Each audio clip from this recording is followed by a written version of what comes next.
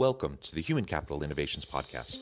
We're your source for personal, professional, and organizational growth and development, where we share original research, explore industry trends, and interview executives and thought leaders from across the globe. We hope you join us often for practitioner-oriented content around all things related to leadership, HR, talent management, organizational development, and change management. Maximize your personal and organizational potential with Human Capital Innovations Podcast.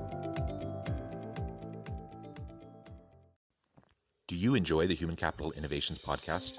Please subscribe, leave a review, comment, share, and consider supporting the podcast on Patreon, even at the producer and sponsorship levels.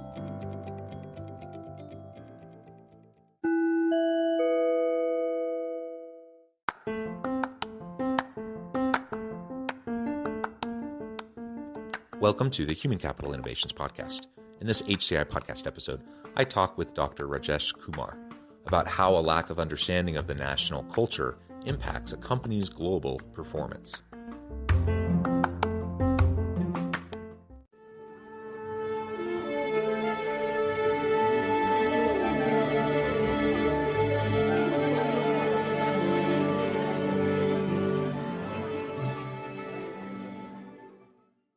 Rajesh Kumar, welcome to the Human Capital Innovations Podcast. Thank you, Jonathan. It is a pleasure to be with you. You're joining us from the Philadelphia area. I'm south of Salt Lake City in Utah. Today, we're going to be talking about how a lack of understanding of the national culture impacts a company's global performance. Now, of course, many companies function domestically in whatever country they happen to be stationed in, but we have many multinational and cross-national firms that are not only trying to understand their headquartered culture in the nation where they're headquartered, but really in every country where they have an office or a function, or even if they have a distributed remote team with no physical office space in a given country, they still need to have cross-cultural competencies and sensitivities if they hope to bring everyone together to have a dynamic team and to help everyone perform at peak levels so that the company can perform well and provide value to the marketplace. But that's easier said than done. So that's what we're going to be exploring together. As we get started, yes. I wanted to share Rajesh's bio with everybody. Dr. Rajesh Kumar is a consultant and retired business academic specializing in global business.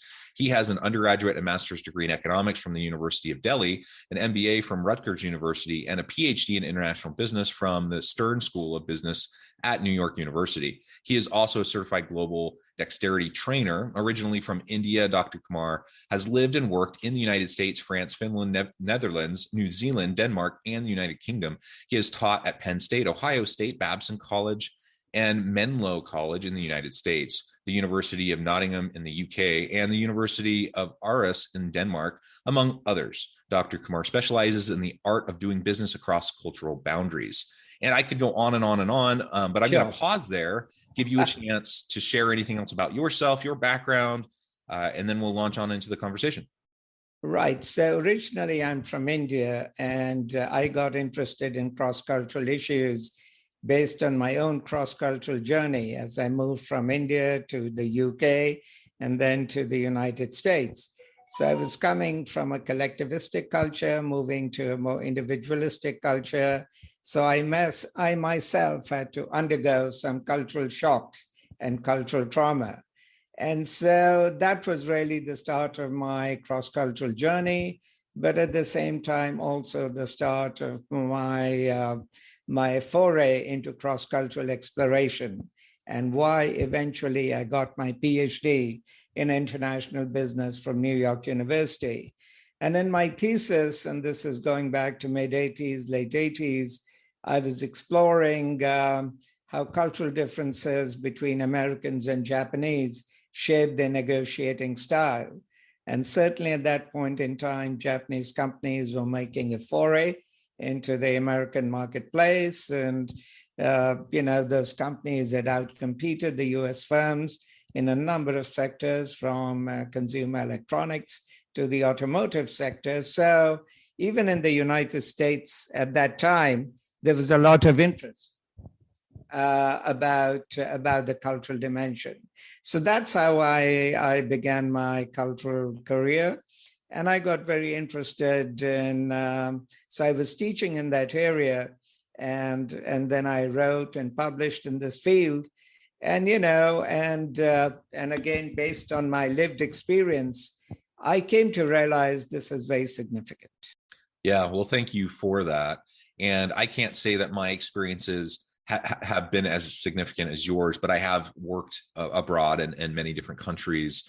Being an expat in a different country working is a really interesting experience and phenomenon. Now, I predominantly live, I'm from the US. I predominantly live in the US. And so my situation is quite a bit different than yours, but my lived experience has been similar in the sense that it is challenging. You go through the stages of cultural adaptation when you're in a different country, when it's not just language either. It's all sorts of things, and often very subtle things that you have to learn and pick up on.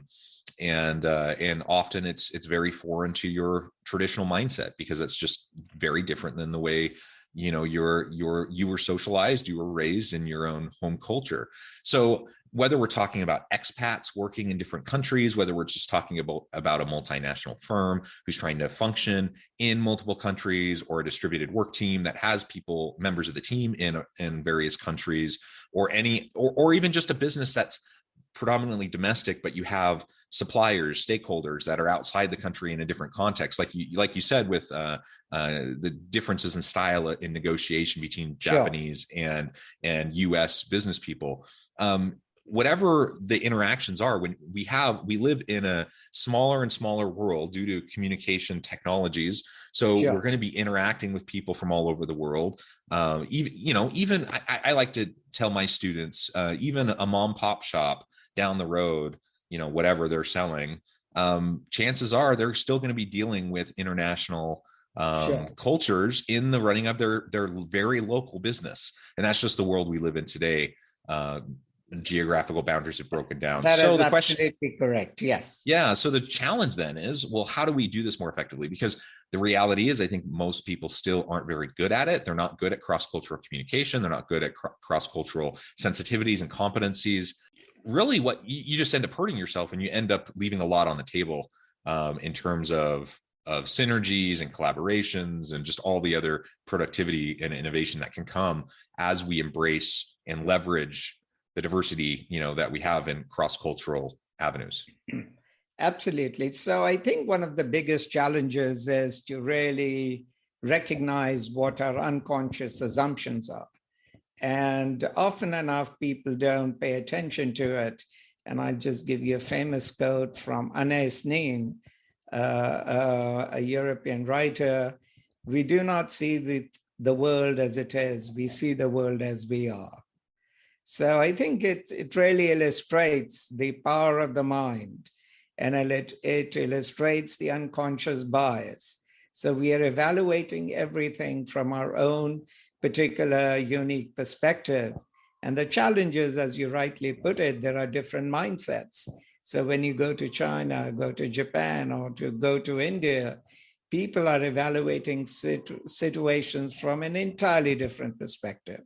And unless you don't understand where they're coming from, where they're going, what their inner and the hidden motivations are, it will really be difficult to develop something that's going to bridge the difference. And so I think that is really absolutely critical. So the first thing is to just recognize your unconscious assumptions and to become aware of it.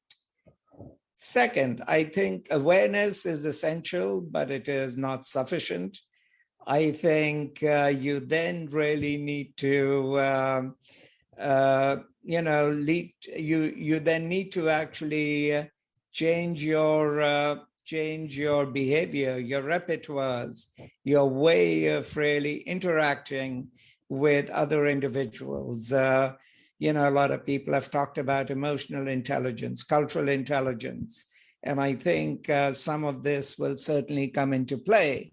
But I think in addition to it, when you're certainly doing business across cultural boundaries, you need a lot of patience and you need a lot of determination, because you're going to face setbacks. So the question is, that is inevitable. The question is, how do you deal with those setbacks? And so you have to recognize also in this context that failure can be an opportunity for learning, that failure need not necessarily mean something negative.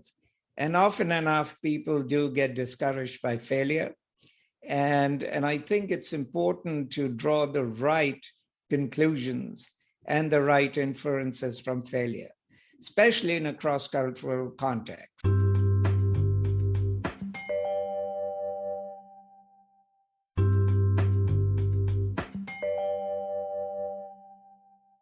Finally, I would also say it's important to, if you're going to a country such as China, Japan, or India, it's helpful to have somebody who can introduce you to the right people.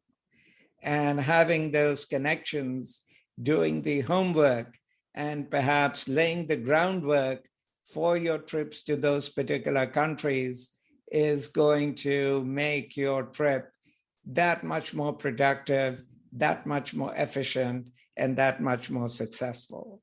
So there's a lot of homework actually that you need to do. And so you've got to, in some, change your mindset, develop some of those skills that I alluded to. Think about the long term and think about learning from failure rather than rejecting failure. And do not jump to hasty conclusions or judgments.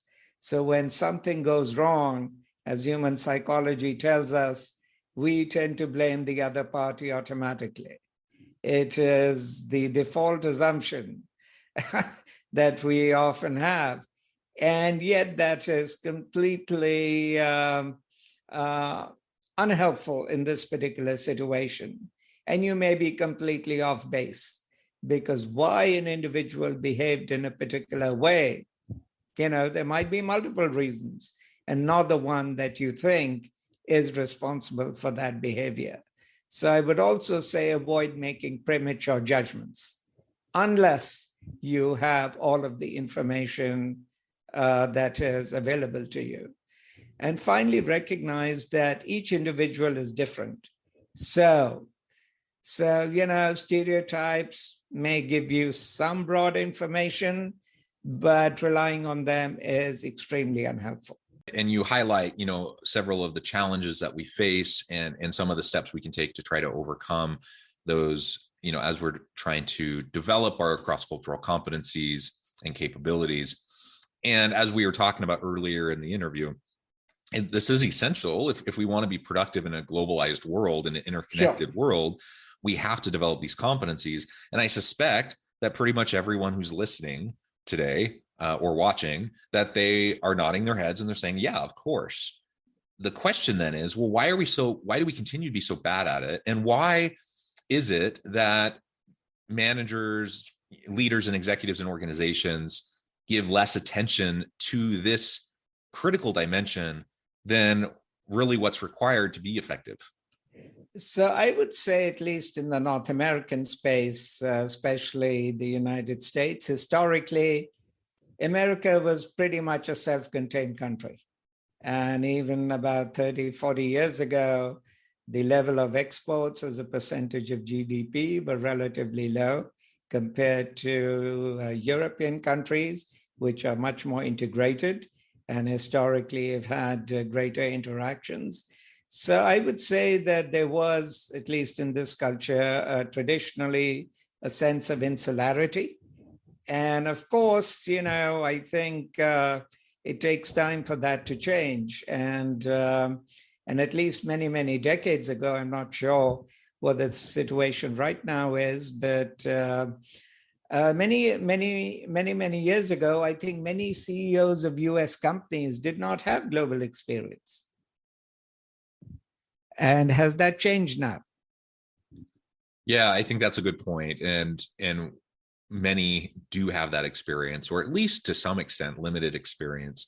Yes. That again helps them to recognize the importance. So but as we 30, 40 years ago, I don't think that was the case. Yeah.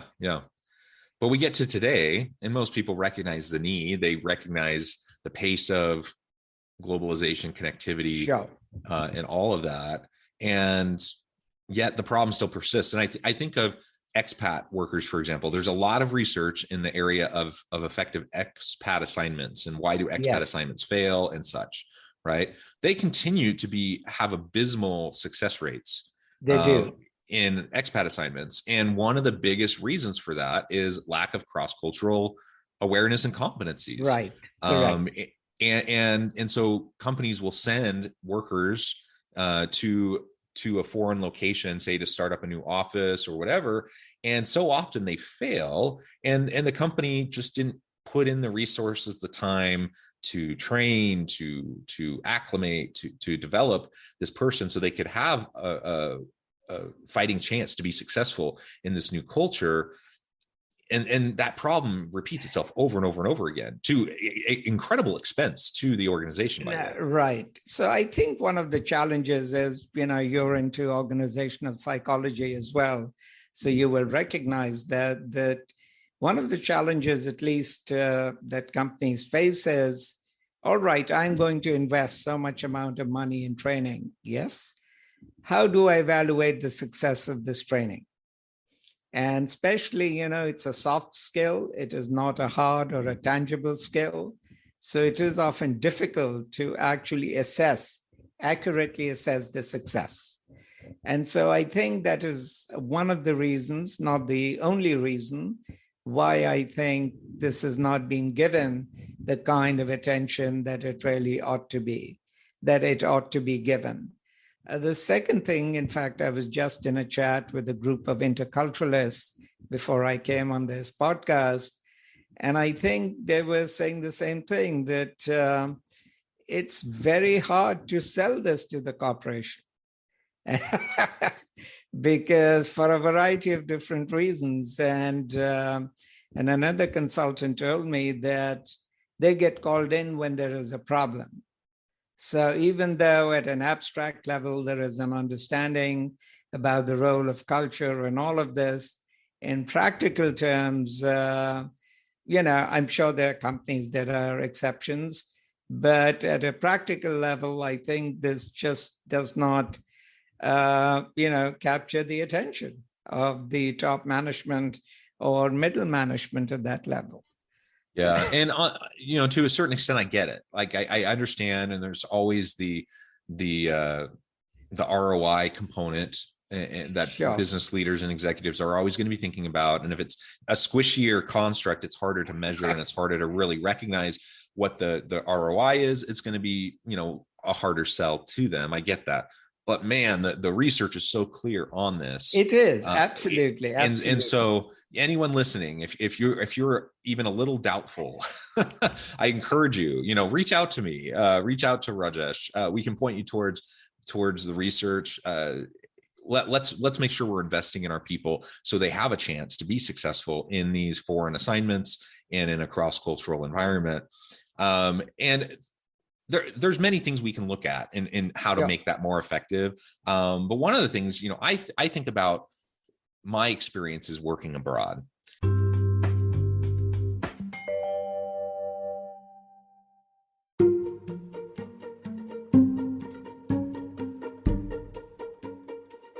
Welcome to the Human Capital Innovations Academy. Courses, micro-credentials, and certificates to upskill and reskill for the future of work. All HCI Academy courses, micro-credentials, and certificates are designed, developed, and delivered by award-winning and internationally renowned scholars, educators, thought leaders, executives, and practitioners. Our courses, micro-credentials, and certificates will help you make your mark on the future of work and make an immediate impact in your organizations. Check out the HCI Academy and our many course offerings and certificates to upskill and reskill for the future of work.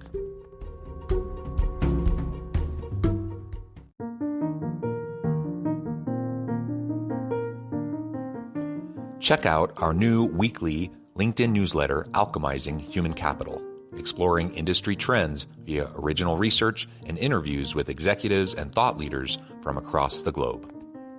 We look forward to having you join us.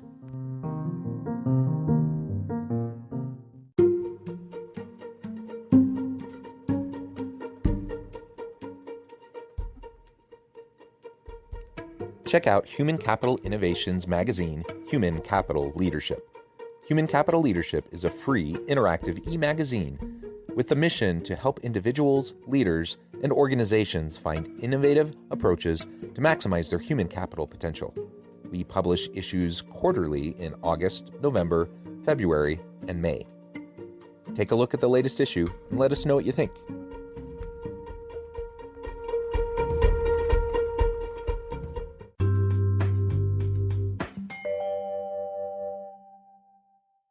For me, I don't know, for whatever reason, it's something I've always really enjoyed. It's something I feel like I'm pretty flexible and adaptable.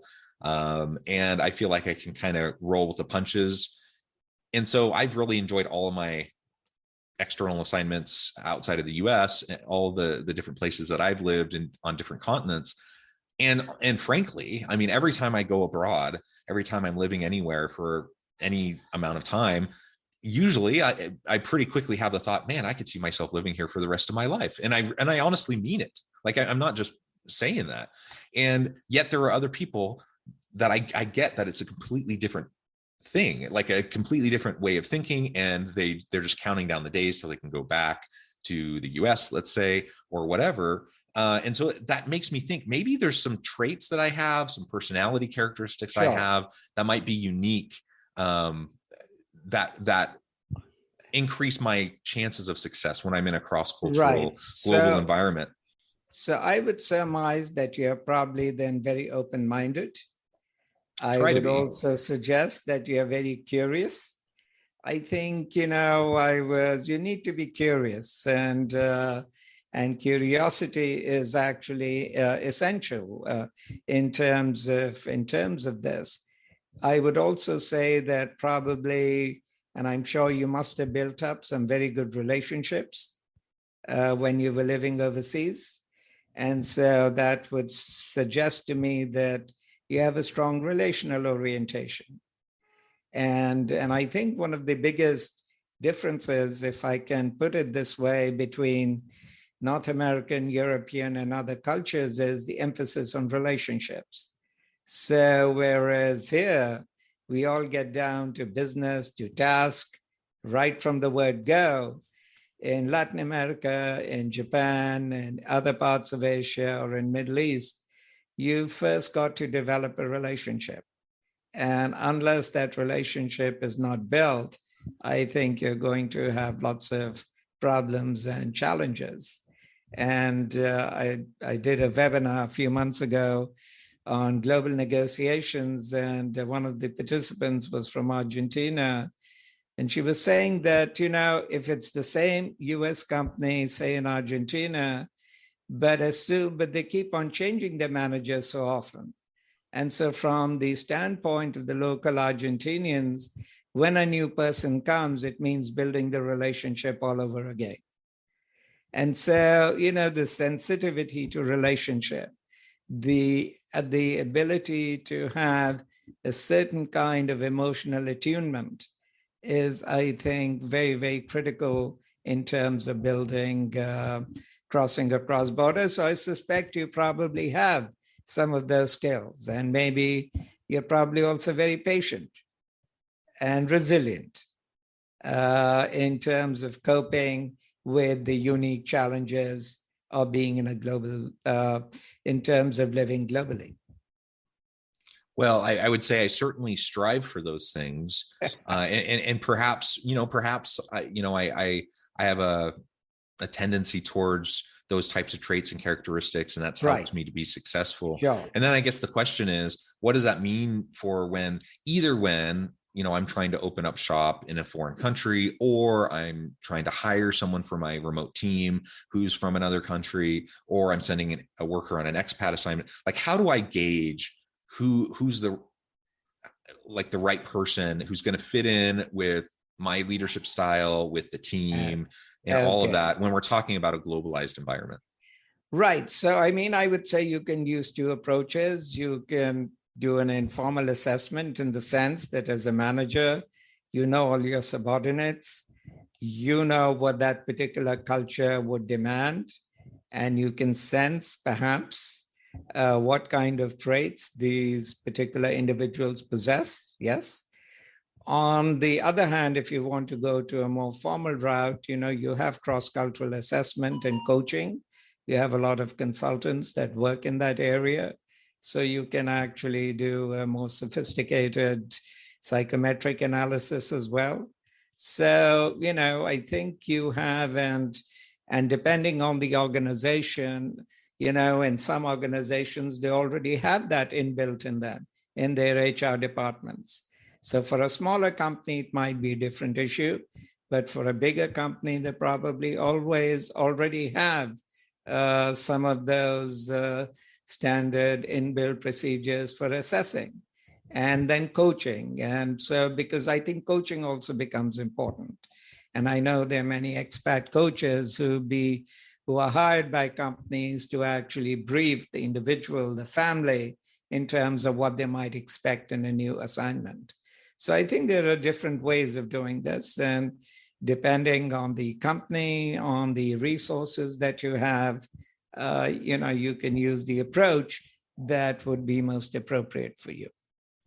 Yeah, that's good. And you mentioned something right on the tail end of that comment about not only the employee, but the families of the employees. Absolutely. Right? Yes. And that's something I think a lot of organizations overlook. So even if an organization, say, is going to send someone on an expat assignment and they put they dump training into them, they try to help them be prepared, maybe even language training, cross-cultural training, whatever. But guess what? The whole family's going. And guess what? Exactly. If the family isn't able to adapt, it's also not going to be successful. Absolutely. And so many expat assignments fail because, not necessarily even because of the employee, but because of the trailing spouse or the kids who are having struggles in country or whatever. And so they end up coming home early, or they're just miserable and they can't function. And so you can't underestimate, the importance of a holistic family approach. And even if the person's single, they don't have a spouse, children, what kind of social support will they have in country when they're on this foreign assignment? Because social support is one of the major identifiers and predictors of success. And so if they don't have that, they're likely to struggle. Right, absolutely. And I think you bring up, an interesting point, and it does have implications for companies. So what this would suggest is that for companies that are expanding in a number of different countries, I think you need to have the resources to sustain that expansion, and resources not just financial, but also managerial, which means that for a smaller to a medium-sized company, international expansion is more challenging, is more difficult. And so they really need to be very focused, because otherwise they might not really be so successful. For the larger Fortune 500 companies, that's not so much of an issue. It's really more a question of awareness and having the inbuilt HR department to be able to do all of this. So, but yeah, this training is absolutely vital and essential. Yeah. Rajesh, it has just been a pleasure. We've only scratched the surface. There's so much more detail we could get into and that we could explore on this topic, but that's going to have to suffice for today. Before we wrap up for today, I just wanted to give you a chance to share with listeners how they can connect with you, find out more about your work, and then give us a final word on the topic for today. Right. So, if you're interested, you can connect with me either on LinkedIn or on my website, or through my website, www.globalstrategicadvisory.com. So my concluding thought is culture is absolutely vital. Understanding cultural differences will make or break your company in your global market. So pay attention to it.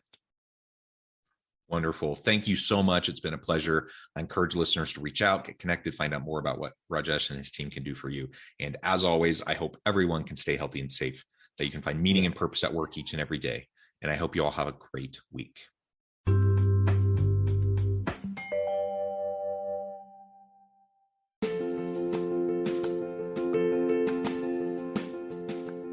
Check out my new book, The Future Leader: Creating and Transforming Next-Gen Organizations. stemming from 2 decades of professional experience and over 600 in-depth interviews with executives, thought leaders, and scholars from across the globe. The Future Leader will help you explore the ordinary, everyday actions that will help you to prepare to lead in the future of work, to respond to an uncertain future, and to produce extraordinary results for individuals, teams, and organizations.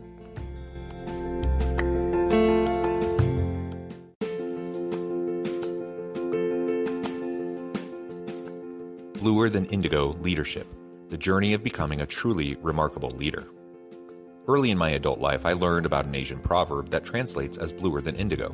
If you think about the color indigo, it is a brilliant, deep, and vibrant blue, what some would call the bluest of blues. To have something that is bluer than indigo is rare and truly remarkable. Contrary to popular myth, there is no one-size-fits-all or cookie-cutter approach to effective leadership. There is no silver bullet, no secret sauce, no go-to model that will solve all of your problems. The truth is, great leaders have all had their unique strengths and flaws, and have all had to discover and then pave their own distinctive path in their life's journey to fulfill their leadership potential.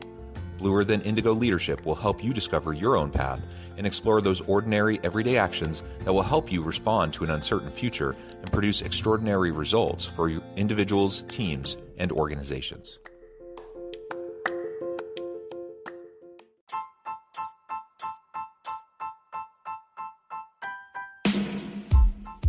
The alchemy of truly remarkable leadership.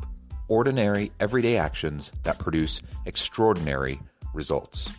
Consider how the nature of work has shifted over the past 50 years. With increased globalization, rapid technological advancement, and the shift in economic composition, the average job of today looks very different than the average job of 50 years ago. What will the jobs and organizations of tomorrow look like? Moreover, what does this all mean for organizational leaders? What are the core competencies and capabilities of organizations and their leadership that are prepared for continued disruption and geopolitical and socioeconomic shifts? Regardless of what the future holds, increasingly, leaders need to be socially minded, data-driven, decisive, champions of talent, and disruptors of the traditional notions of leadership, teams, organizations, and work. The alchemy of truly remarkable leadership will help you to explore your own leadership competencies and capabilities and consider ways to apply and implement them into your workplace and personal life.